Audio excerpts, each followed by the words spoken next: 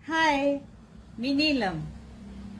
बोलकी पुस्तके आणि सप्तरंग या माझ्या दोन्ही चॅनलवर आपणा सर्वांचं मी जोरदार स्वागत करते.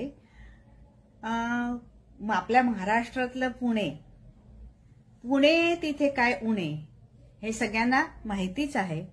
तर अशाच या पुण्याची मज्जेशीर अगदी धमाल उडवून देणारा पुणेरी तडका आज मी तुमच्यासाठी घेऊन आले आहे.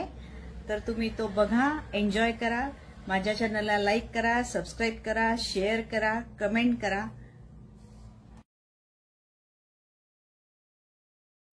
प्रत्येकाच्या घरावर आतून बाहेर जाताना कढीला माझ्या गेट समोर उभं गाडी केली तर हवा काढली जाईल. अरे हे काय, हा रस्ता काय तुमच्या मालकीचा आहे का? घर तुमच्या मालकीचं आहे. पण प्रत्येकाच्या या पाट्या बघून पहिल्यांदी मला मजाच वाटली बघता. नंतर मला इरिटेट व्हायला लागलं की एवढं काय या पुणेकरांचा माज आहे.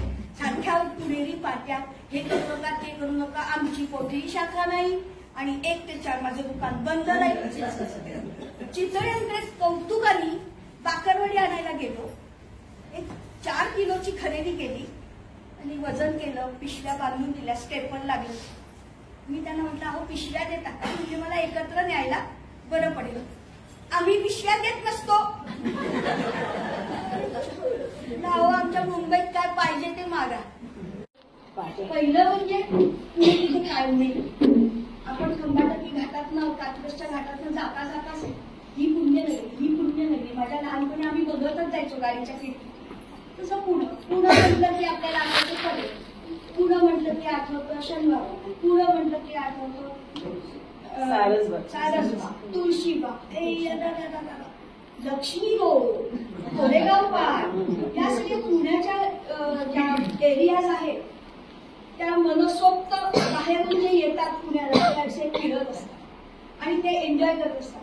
पुणं म्हटलं की शॉपिंग, पुणं म्हटलं की साडी, पुणं म्हटलं की पुरणपोळी, अशा पुण्याचे खासियत तर भरपूरच आहे.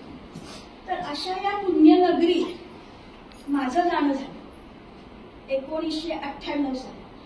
आम्ही कोल्हापूरचं सगळं आमचं संस्थान बंद केलं आणि गेलो पुण्याला माझ्या मुलीच्या शिक्षणासाठी. इकडचं घर बंद ठेवलं, पुण्यात गेलो.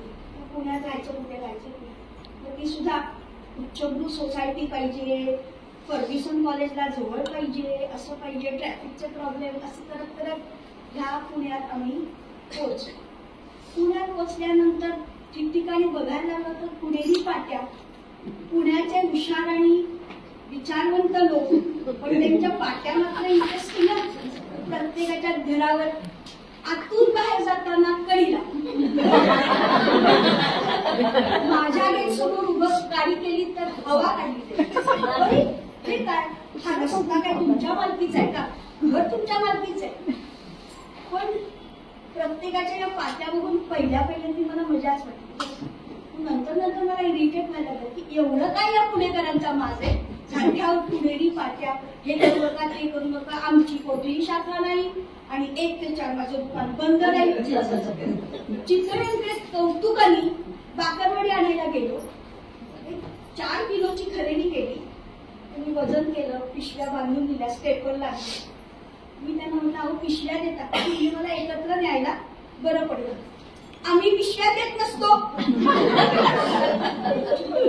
अहो आमच्या मुंबईत काय पाहिजे ते मागा, पटकन देतात. धंदा कसा करायचा नाही मुंबईकरांनी केला पाहिजे. एका पिशवीसाठी, अरे तुझं एका बिल किती झालंय, एका पिशवीसाठी तुम्ही सांगताय आणि ती सांगण्यात पुणेकराला हुशार अभिमान आणि हुशार, मी किती हुशार आहे, माझा विचार किती छान आहे, असं सगळं बरं असा खाक्या पुण्याच्या लोकांना. मी बरेच लक्ष अनुभव थोडाफार आता माझ्यामध्ये पण तो भिनला आहे. ते वांग नाही तर गुण लागतो की नाही असं झालेलं आहे. तर आम्ही पुण्यात घर शोधलं, शेवटी सिलेक्ट केलं मॉडेल. अतिशय चांगली एरिया. विचार करू की जिथून माझ्या मुलीचं फर्ग्युसन कॉलेज जवळ असेल, फिरायला जायला चतुश्रुंगी आहे, डोसा खायचा म्हटला तर समोर डोसाही आहे. अरे त्या लाईनीत राहून डोसा खाऊन जमतो. काही तू बनवून डोसे काय खायचा. पण नाही, हजारोनी हॉटेल्स आहेत, पण त्या वैशालीतच जायचं. कोण कधी उठतोय आणि मी कधी खुर्ची घेतोय. पुण्याची परिस्थिती वैशाली ते झालं. असे सगळे अनुभव घेत घेत घेत आमचं चालू होतं. शाळा चालू होतं, सॉरी कॉलेज. मैत्रिणी जमा झाल्या. बडबडा स्वभाव असल्यामुळे मैत्री जमवायला काय, एक झाली, दोन झाली, गॅंग जमली. आणि मग संध्याकाळी चपात्या पिटायला सोसायटीचं लॉन होतं, तिथे त्यांनी असं सिटिंग कॅनोपी केली होती. तिथे गप्पा मारायचो.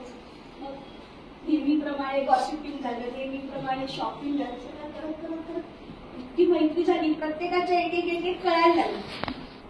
त्याच्यात आमच्या ग्रुपमध्ये एक होती ती भयंकर धार्मिक प्रवृत्तीची.